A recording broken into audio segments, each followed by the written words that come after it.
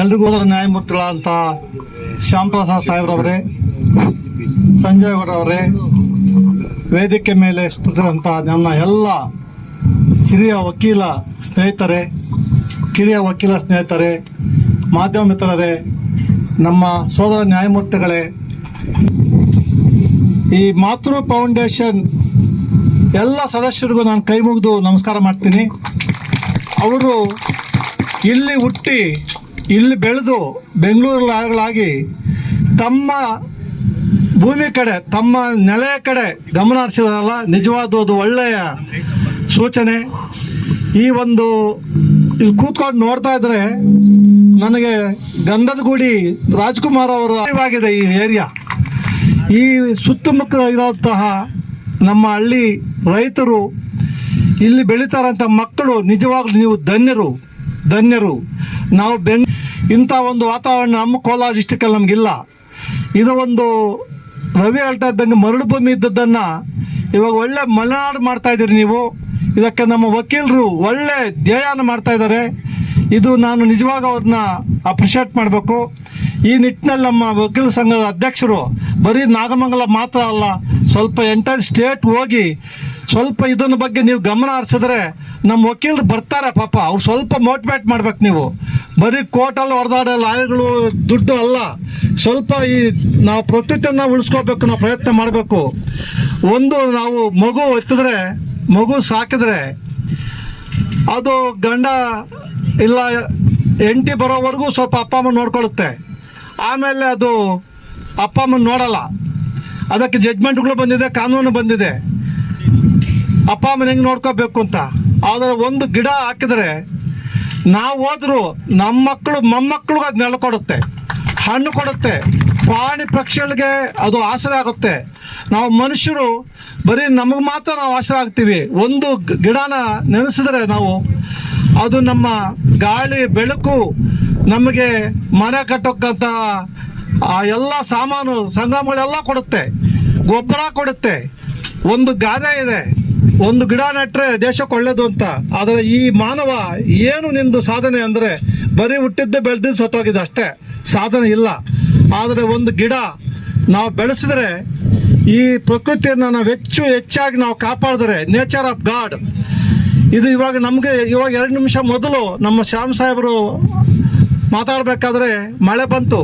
ಅದು ನಮಗೆ ದೈವ ಕೊಡ್ತಾ ಇರೋ ಒಂದು ಕೊಡುಗೆ, ಆಶೀರ್ವಾದ ಮಾಡ್ತಾ ಇದೆ. ಈ ಗಿಡಗಳನ್ನು ನಾವು ಬೆಳೆಸಿದ್ರೆ, ಇದನ್ನು ಉಳಿಸ್ಕೊಳ್ಳಿ. ಈ ನಮ್ಮ ಮುಂದೆ ಮಕ್ಕಳು ಆ ಗಿಡಗಳು ಹೆಂಗೆ ಮುಂದೆ ಬೆಳೀತಾವಂಗೆ ನೀವು ಜೊತೆಯಾಗಿ ಬೆಳಿಬೇಕು.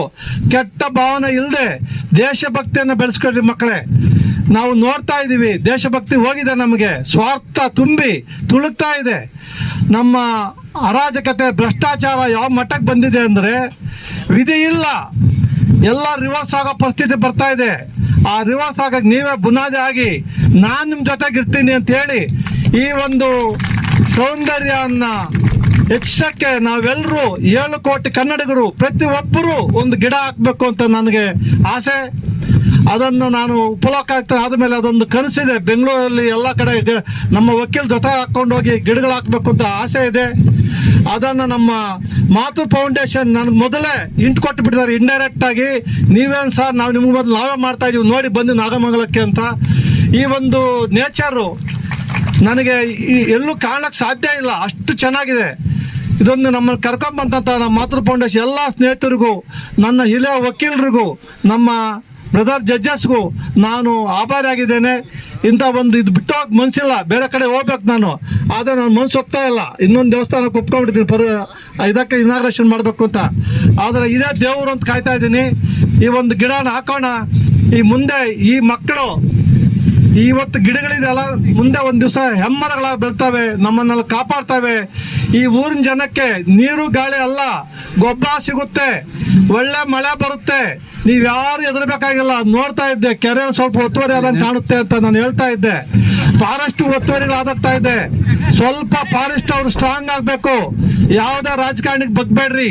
ಫಾರೆಸ್ಟ್ ಇದ್ರೆ ಮಾತ್ರ ನಾವು ಈ ಕೆರೆ ಕುಂಟೆ ಇದ್ರೆ ಮಾತ್ರ ನಾವು ಒತ್ತುವರಿ ಮಾಡ್ಕೊಂಡು ಕೊನೆಗೆ ನಾವು ಜೀವನ ಮಾಡೋಕೆ ಕಷ್ಟ ಆಗ್ತಾ ಇದೆ. ಪ್ರೈವೇಟ್ ಹಾಸ್ಪಿಟ್ಲ್ ಹೋದ್ರೆ ಲಕ್ಷಾಂತರ ದುಡ್ಡು ಕೊಡಬೇಕು. ಎಷ್ಟು ಜನ ಲಾಯಗಳು, ಒಂದು ರವಿ ಶ್ರೀಕಂಠಗೌಡರು, ನಮ್ಮ ರವಿಶಂಕರ್ ಪ್ರೆಸಿಡೆಂಟ್ ಅಂತವ್ರು ಒಂದು 20 ಜನ ಕೊಡ್ಬೋದು ಪ್ರೈವೇಟ್ ಹಾಸ್ಪಿಟಲ್ ದುಡ್ಡು, ಮಿಕ್ಕವ್ರು ಕೊಡಕ್ ಆಗಲ್ಲ.